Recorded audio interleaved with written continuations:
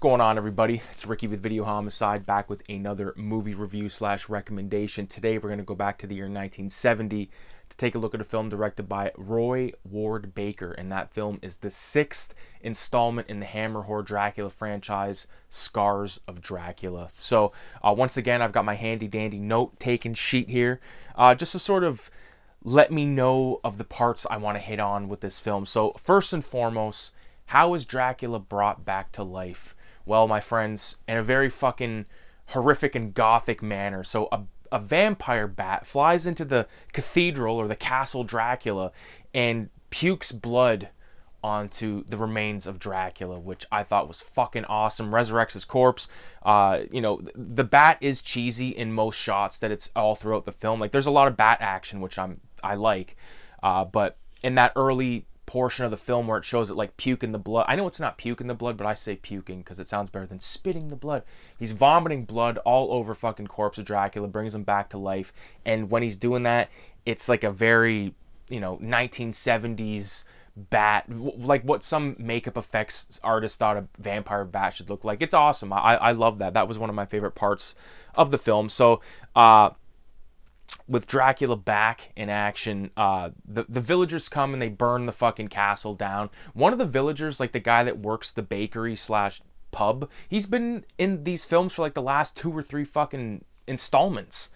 So he's getting more shine than Christopher Lee. And one thing I will say about this, they don't really fuck around in this movie. It's not like half an hour before Dracula comes into the picture. Like, Dracula's in there from the fucking get-go, which is dope. There's another motherfucker named Paul in this film. Every one of these movies, there's a guy named Paul. And, I mentioned in The Curse of Frankenstein, there's a scene where Peter Cushing says to his buddy Paul, he like, Paul, and like shakes him. And I don't know what the fuck possessed me. I just like typed in Curse of Frankenstein, Paul. There's an edit on here. It's like 3 minutes long, and it's every time they mention Paul. So in Curse of Frankenstein, there's 3 minutes of Paul, or like talking about Paul or talking to Paul, and I just think that's hilarious. And I believe the guy Jimmy Sangster is the guy that wrote a lot of these films.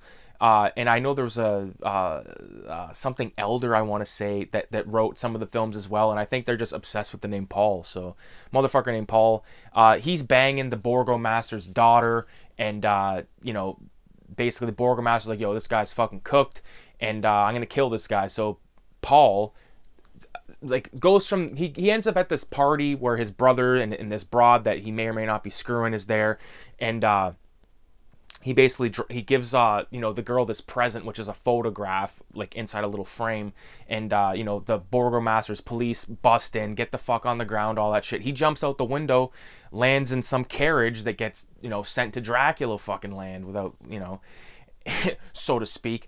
But once he gets to the castle Dracula, he's greeted by this servant of Dracula and Dracula himself. And, he gets locked up in this room at one point where, he's screwing this one of Dracula's hoes. And Dracula don't like that not much. So the guy ends up using a bunch of fucking, like, drapes and stuff. Like, one thing about these movies is they love taking a bunch of sheets, tying them together, and fucking going down out a window. Like some... I just think that's hilarious. I love it. So he goes down the side of the building, the castle, into another room that has no exit. So the only way out of that is like either to fly out or fucking pull a Dracula and crawl up the wall, which is the first time that we see Dracula do some crazy shit like that. In a lot of these films, I'm trying to remember if he was on the wall in Horror of Dracula. I don't think so, but I know that in Bram Stoker's Dracula from 1992, there's definitely some of that shit happening. Yeah, so Paul ends up in Dracula's little secret alcove area, gets stuck in there. Later on, it's revealed that he was like Texas Chainsaw Massacre meat hooked on the side of... One thing about this film, like, they do not give a fuck. Like, they're starting to not give a fuck about what they're showing. So, there's lots of fucking... Like, Dracula's obsession with tits and neck in this is in full fucking force, and it sort of, reaches a climax without, you know what I'm saying, not without...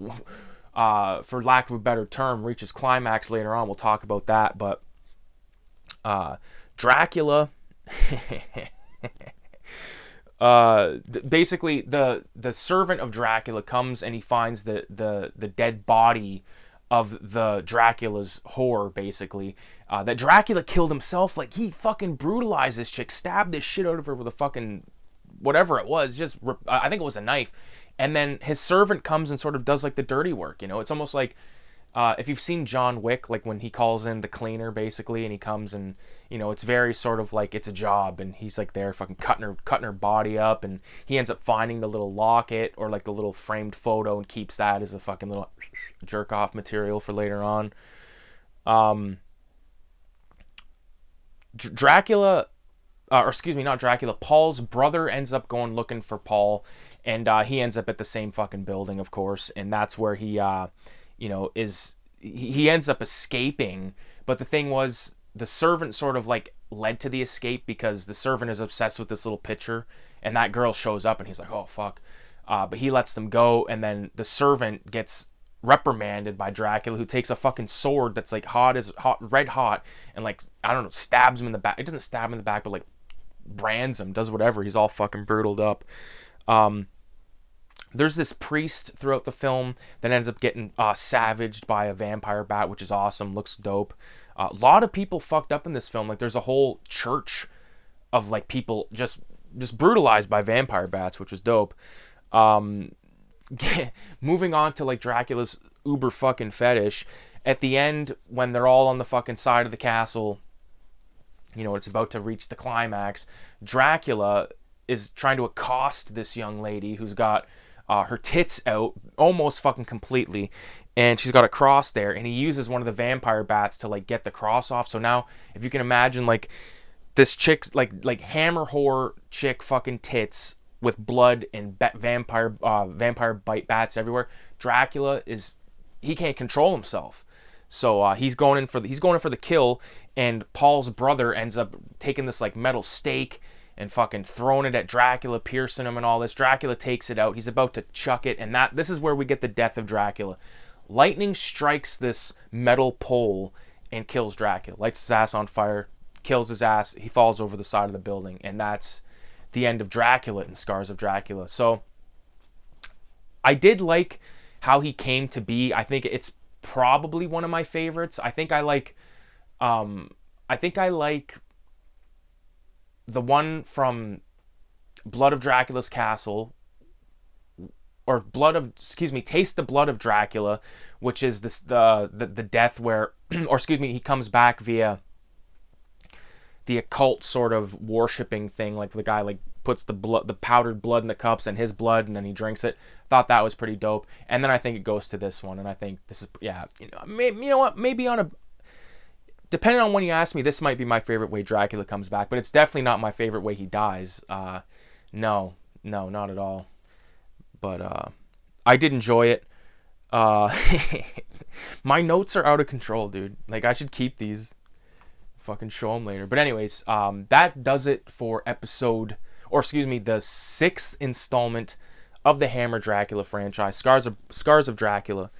Good fucking solid film. Lots of Christopher Lee action. Lots of vampire puke and blood. And, you know, I'm down with that. We got 3 left, so we'll see how it goes. I think the next one up is Dracula 1970.